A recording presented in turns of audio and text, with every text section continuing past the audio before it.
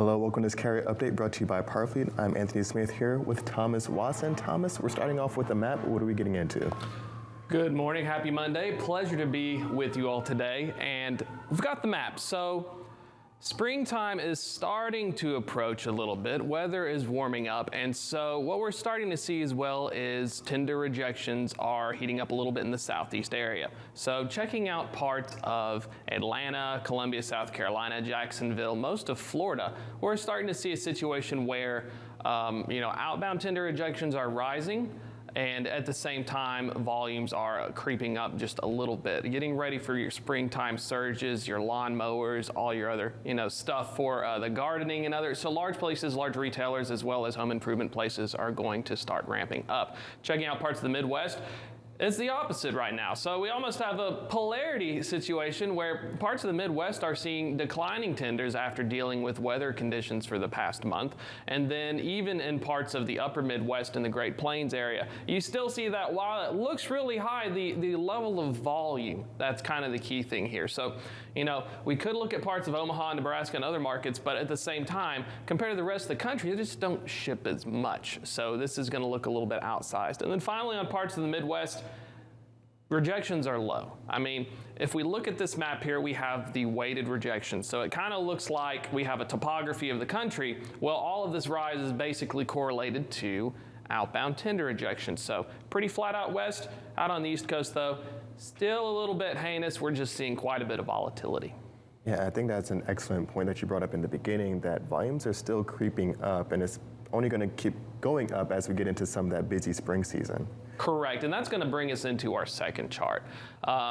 It's about to get even more fun. We're looking at right now the diesel price paid for at the truck stop, and then we're also looking at the DOE price. So we have a situation where the price at the pump is literally continuing to go up, but with the recent spike in the events of Ukraine, it's a situation where it's about to get unexpected territory. We're currently at $4.10 per gallon with the DOE, but if we check over on the far corner, I think that's what, $4.60? That's right. So how does this impact carriers? I'm bringing up fuel because this is going to impact fuel surcharges. This is going to impact not only DOE sliding rates, but it's going to have an impact on the bottom line. These carriers are, if you're especially a smaller carrier, you buy it at the pump. And so you don't have a great deal where you can get it from the large providers like 2,000 truck plus fleets. You're in a situation where you're just swiping your card at the pump, and that's going to be a real pain point.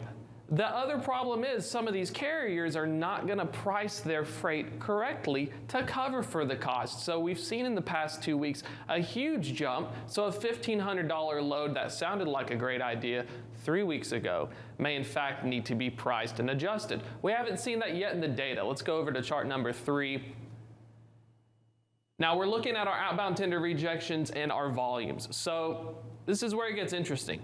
Looking down there, we're at like 18% nationwide, but our volumes are remaining relatively stable. The big question is going to be, are carriers going to start rejecting freight because maybe it's inadequately priced? Most of our data talks about with carriers, the price is key. And so it could be a situation where we may see a rise in rejections, not indicative of capacity per se, but a rise in rejections could be basically a commentary on cost. I don't like the fact that you don't have a sliding DOE. Originally it was 20 cents per mile. Holy crap, it needs to be 40. Houston, we have a problem. I think that's an excellent point here. And especially for those smaller carriers as well earlier on, because that's one of those areas where a lot of people kind of overlook. I mean, you're looking at some of these larger fleets that are able to really have these negotiations and workarounds, but those smaller carriers really aren't able to absorb these the same way.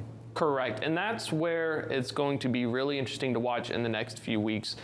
How are they going to impact this? Will this cause these smaller carriers to leave the market?